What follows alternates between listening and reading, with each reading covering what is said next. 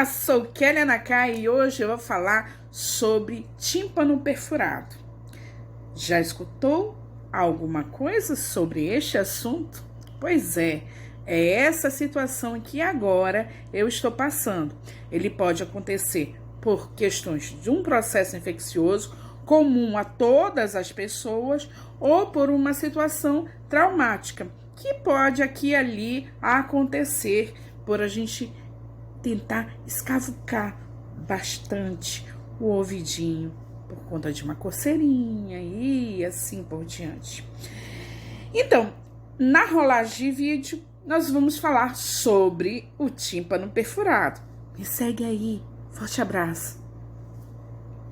Então, para falar um pouquinho sobre tímpano perfurado, eu vou deixar aqui uma imagem que se assemelha à estrutura do ouvido interno.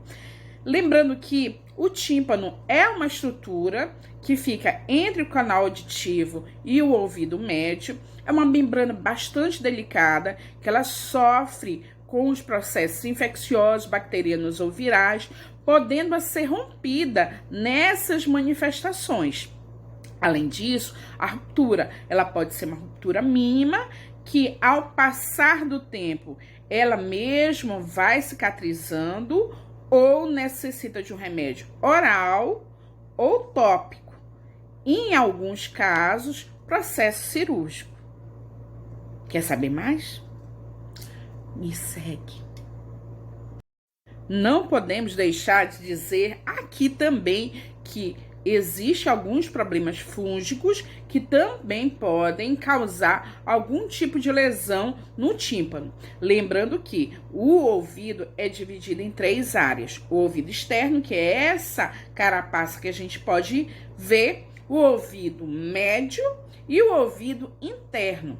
Qualquer situação ou infecção ou doença que possa atacar nosso ouvido nas estruturas que eles têm, né, podem provocar perda da audição temporária, parcial ou total. Por isso que é muito bom a gente saber de algumas informações e tá por dentro como é que a gente pode fazer a limpeza. Quer saber mais? Me segue.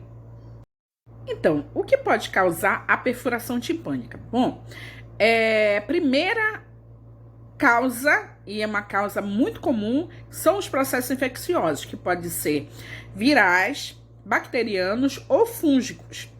Essa situação, essa patologia é muito recorrente na infância, principalmente quando a mãezinha vai dar banho na criança e não oclui, não tapa ou não protege o pavilhão auditivo interno de receber algumas gotículas de água, né? E a criança tendo dificuldade em falar que está com dor ou que está escutando menos, diminuindo a audição, o processo pode se tornar mais grave.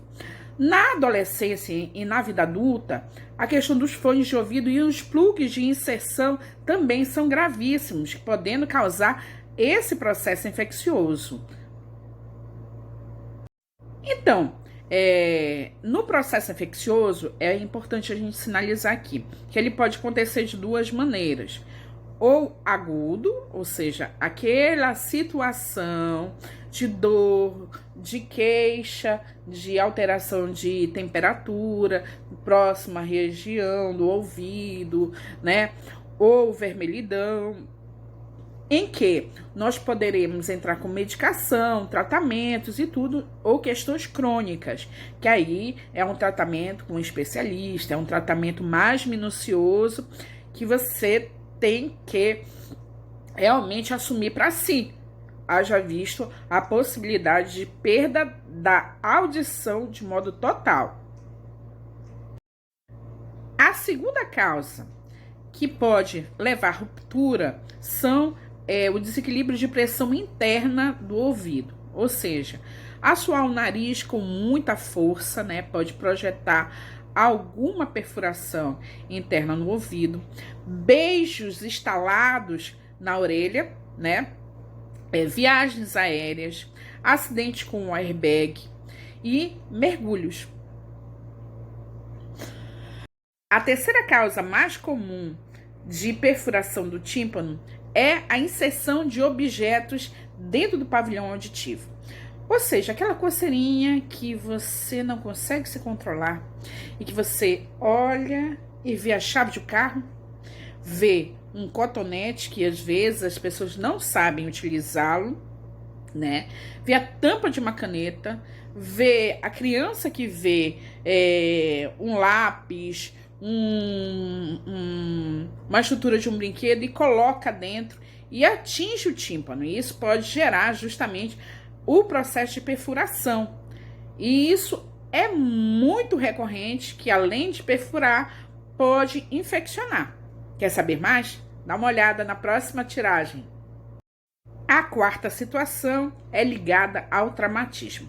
Alguma pancada, algum traumatismo que a pessoa venha receber na cabeça, impactos muito fortes, podem gerar a ruptura também do tímpano, né? E o que a gente chama traumatismo acústico, que também são dos sons muito altos, aproximação de uma caixa de som com decibéis bastante alto, acima da capacidade que o corpo humano tem a tolerar, que pode ser de 65 a 85 decibéis, dependendo da fonte que você esteja utilizando, se é a OMS ou a regimentação nacional mesmo. Então, isso também pode gerar rupturas e, consequentemente, uma surdez definitiva. E aí, como é que eu sei que meu tímpano pode estar lesionado?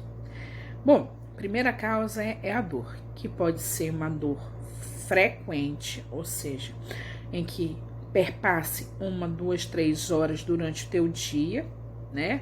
Ou dias subsequentes, ou uma única dor impontada, saída de sangue ou pus da cavidade auditiva, vertigem, ou seja, tontura, diminuição da capacidade auditiva, zumbido muito constante, né? São as situações que nos levam a achar que de repente a pessoa tem o pavilhão auditivo infeccionado com provável ruptura do tímpano.